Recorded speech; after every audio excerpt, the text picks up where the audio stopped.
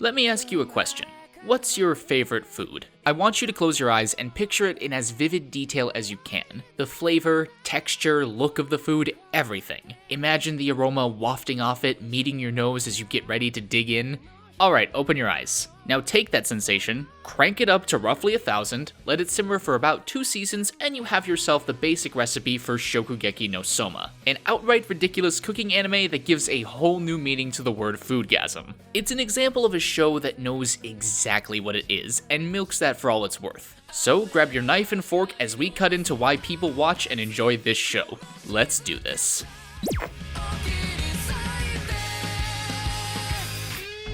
Okay, bear with me as I try to keep the food puns to a minimum. Shokugeki no Soma is not an incredibly complex show. In many ways, it fits into your standard shonen anime mold. Main character who is incredibly good at insert skill here? Check. Set in high school? Check. An increasing number of diverse rivals for our MC to battle against? Check, check, check, check, check, check, check.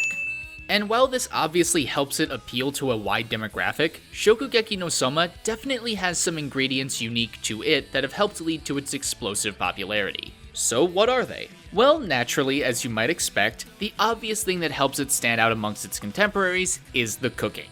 Because for all intents and purposes, Shokugeki no Soma is a shonen battle anime. It's just that all the fighting is done through food. And while this highly stylized cooking aesthetic is not special to this series, what with shows like Yakitate Japan and Shuka Ichiban coming out in each decade prior to this one, the aforementioned examples also show that it's not incredibly common either. So keeping this mixture in mind, when you tune in, you can expect to find some tropes normally found within the genre presented in a unique fashion. One example of which is the escalation problem found in many shonen. This idea that the protagonist constantly needs stronger opponents to face. And in Shokugeki no Soma, one might assume that the limiting factor when it comes to this is what's used in the recipe. Better ingredients, better pizza, Papa John's sort of deal. Except it never boils down to this being the case. In fact, an entire plot point of an early episode is based around this idea that the best ingredients don't always make the best food. Cooking is a craft that can occasionally rise to an art form, and I think Shokugeki no Soma is a prime example of that. Characters don't simply cook harder in order to win like you might see in many fights in contemporary shonen series. Instead, it often comes down to ingenuity and creativity when thinking of and executing a recipe.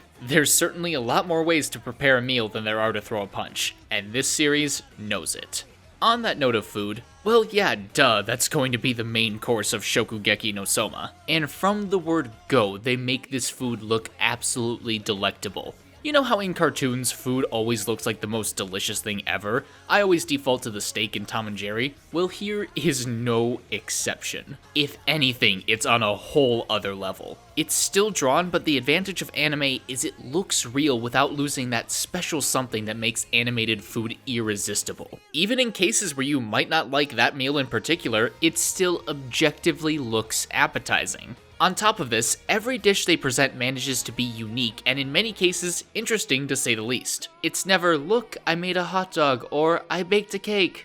Yay! Even when at one point our characters are all presented with the same starting line of curry, the results end up varying wildly depending on each character's background, specialty, and thought process when preparing it. It is genuinely impressive how much variety the creators have put into this, especially when it's not just the recipes characters discuss. Routinely, they will describe in great detail what went into making a particular dish. Things like obstacles that came up, or what's responsible for the flavor, the texture, the smell, everything has some legitimate foundation in cooking. Of course, it does help when you actually have someone who knows what they're doing behind the scenes. And I'm not just talking about people who might like to cook or took one culinary class in community college. Yuki Morizaki is a professional chef and a collaborator for the manga the anime is based on. She's been responsible for the vast majority of recipes in the source material and show, and has even released an official Shokugeki no Soma cookbook. So you can be sure they aren't just pulling these things out of their asses. I've even taken some tips from the show here or there when cooking.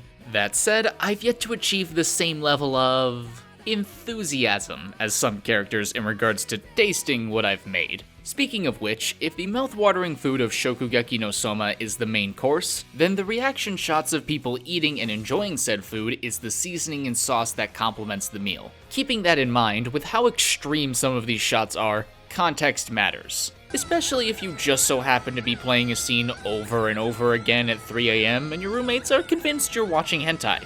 It was for research, guys! Anyway, to say these foodgasms are over the top would be an understatement. Characters frequently lose clothes, moan, and just bliss out, so this might be a contentious point for some people. They hold nothing back in the first episode, so you know what to expect going forward. And let's not beat around the bush, it is fan service. But I think those who watch Shokugeki no Soma either don't care or are fine with it given the context of the foodgasm. Because whether you're a fan of it or not, you can't deny these reactions are striking to say the least. Their heavily stylized nature is also something that I think is best conveyed through an animated medium. You just simply can't get these kinds of effects in a live-action production, and on the page only so much can be conveyed in black and white. They are what makes the series stand out the most in my opinion. Even if other series I've mentioned have done similar things in terms of reactions, Shokugeki no Soma takes that idea and truly makes it its own. Also, they do you a nice little favor. If you make it past the first episode unfazed, you're probably gonna be fine for the rest of the series. Because no foodgasm has quite measured up to that one.